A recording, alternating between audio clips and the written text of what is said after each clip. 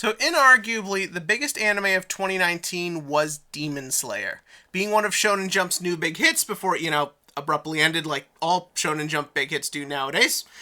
This show had a ton of hype going into it, and fortunately, it did not disappoint. Demon Slayer features some incredible animation, really fun characters, great fights, an interesting world, and a ton of fun comedy for you to enjoy. So needless to say, that meant that we'd all expect a Season 2 announcement. We didn't quite get that, though. Instead, we were told at the end of Season 1 that the next arc would be adapted into a movie. A full-on, made-for-the-big-screen film.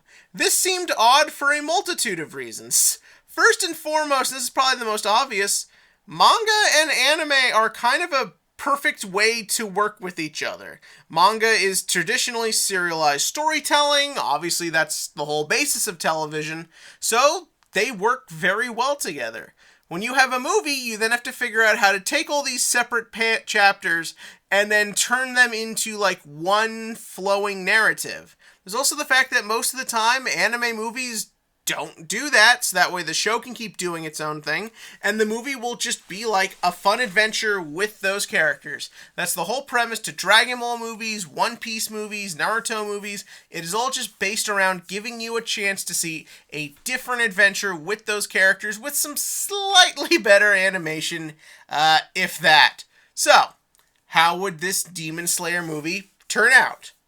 Well, in case you've been living under a rock for the past year, pretty goddamn well. Demon Slayer made a ton of money in Japan last year. Now, a lot of that is due to the fact it had no real competition because we're in a fucking pandemic.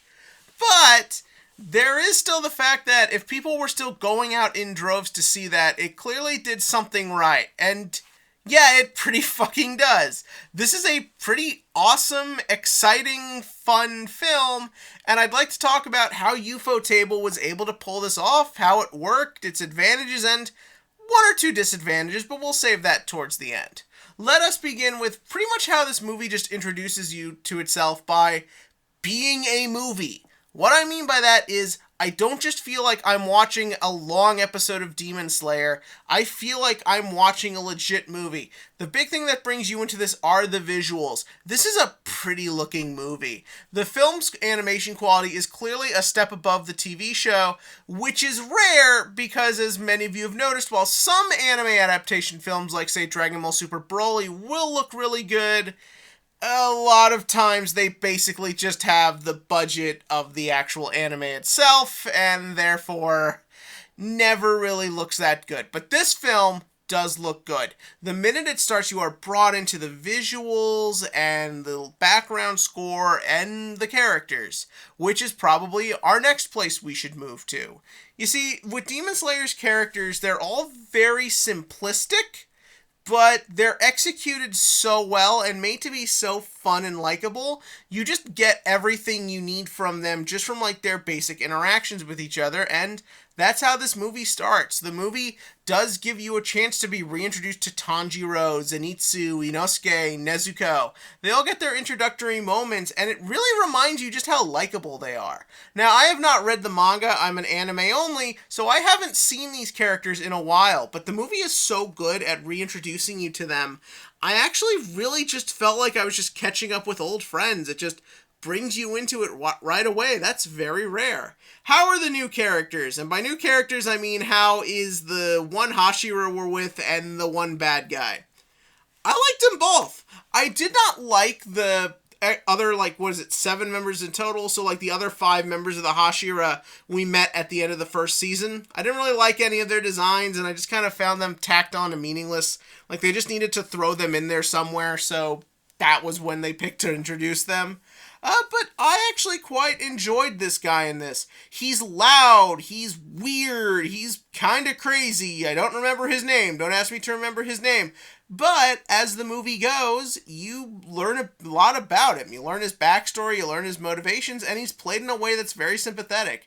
It's a good balancing act that really only works in a story like Demon Slayer.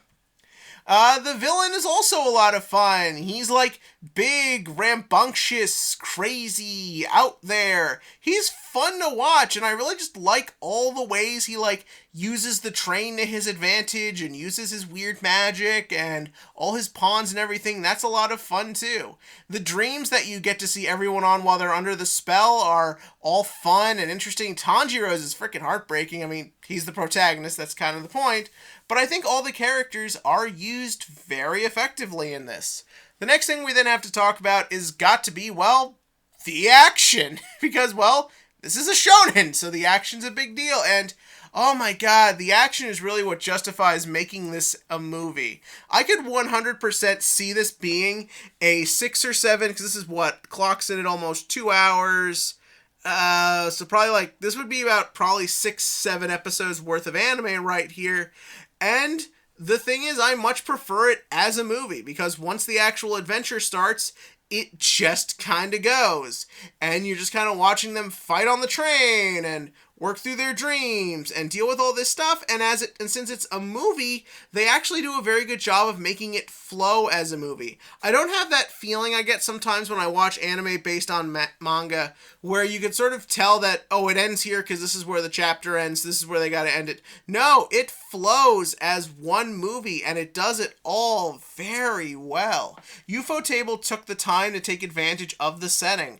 Them being on the train makes everything feel kind of confined and not a lot of time, and all those good things that are taken advantage of with this setting are done here. So yeah, all that is very good, and the movie is very entertaining from that perspective. So all in all, yeah, this is a really fucking good movie. It's genuinely entertaining. Now, will you care about it if you don't know anything about Demon Slayer? Probably not. I imagine this would be pretty insane to follow. But if you have seen Demon Slayer, which I assume is most of the people watching this video, I think you will like it just fine. And the reason I'm saying all this here is to talk about my one gripe with the movie, which also isn't kind of a gripe because I get it, but also kind of is.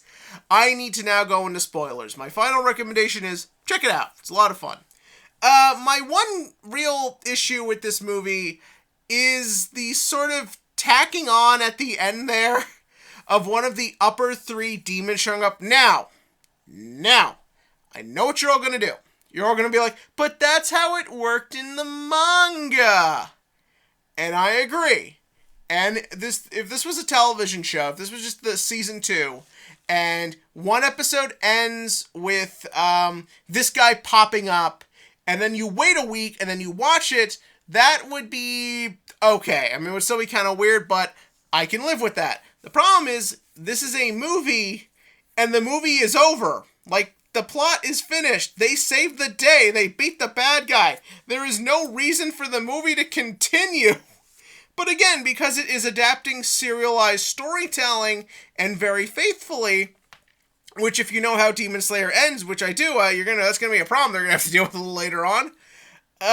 Because that's what they're doing, it means that you have to have this really awkward, almost like other movie tacked on, because that would have been its own, like, set of episodes to deal with. And now, don't get me wrong, the fight is incredible. It's an awesome, gorgeous fight. I loved watching it.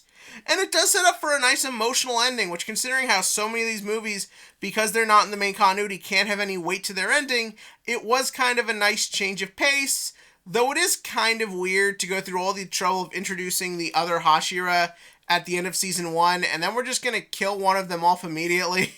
It's a little weird. I get kind of why you would do it, but it still feels kind of weird and tacked on, but I get every decision they made, and I do think it works on its own.